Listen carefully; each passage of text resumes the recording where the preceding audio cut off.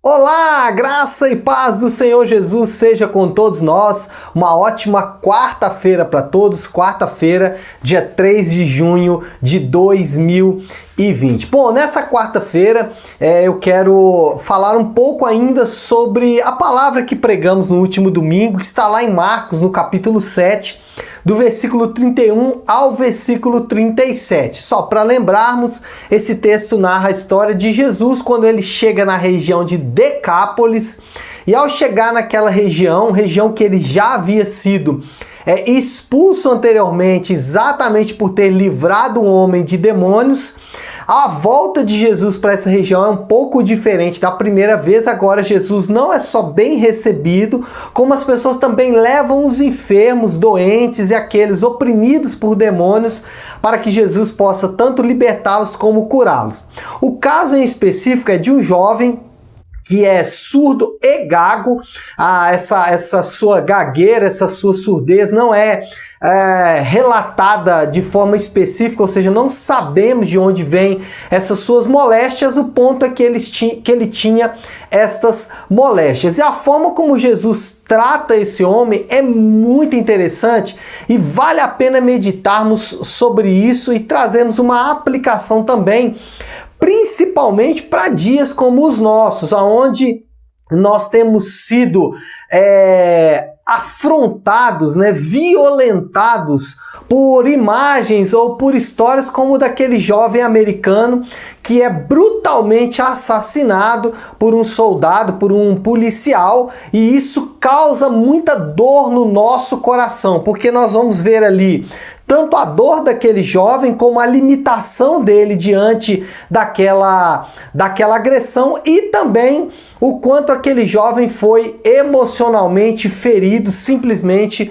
pela cor da sua pele. E aí, quando nós olhamos para a história do surdo e gago da Bíblia, nós entendemos como aquele texto de Hebreus capítulo 4, versículo 15 faz todo sentido. Deixa-me ler para você. Hebreus 4,15, que diz: porque não temos sumo sacerdote que não possa compadecer das nossas fraquezas. Antes, ele foi tentado em todas as coisas, à nossa semelhança, mas sem pecado. Aqui o texto de Hebreus está se referindo ao fato de que Jesus, ele sabe o que é ser tentado, mas ele também sabe o que é superar a tentação, sabe o que é resistir à tentação.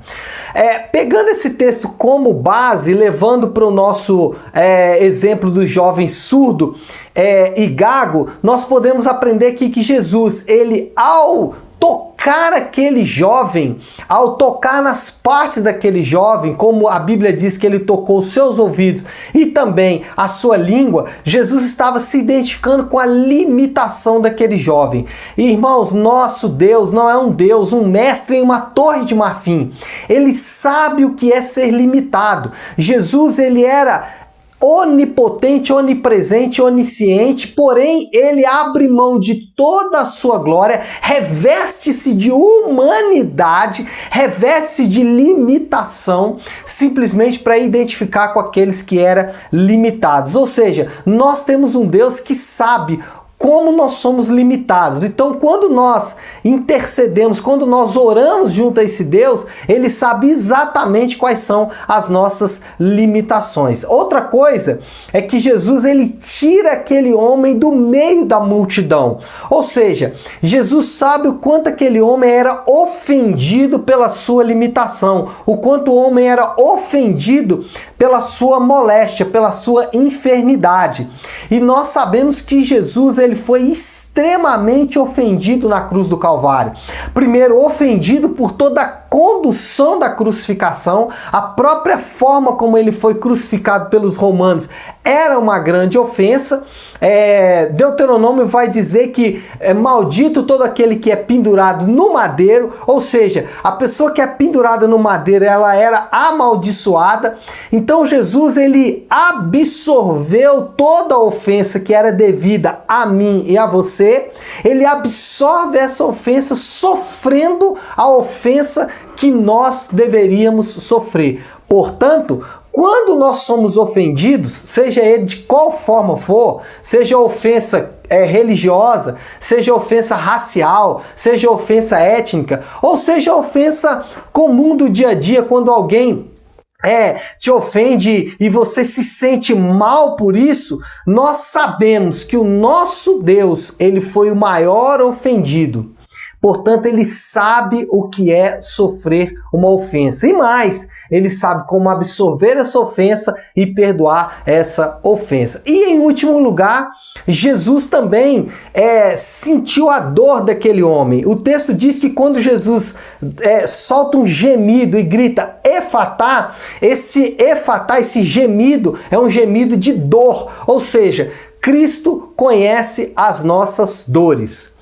Assim, não importa o tipo de dor que você está enfrentando hoje, seja a dor da ofensa, a dor da limitação, seja a dor da culpa, seja a dor psicológica, emocional, seja a dor do abandono, não importa o tipo de dor que você está sofrendo, nós temos um Deus capaz de condoer-se com as nossas dores. Nós temos um Deus capaz de sofrer com as nossas dores. Portanto, você não está sozinho na sua dor.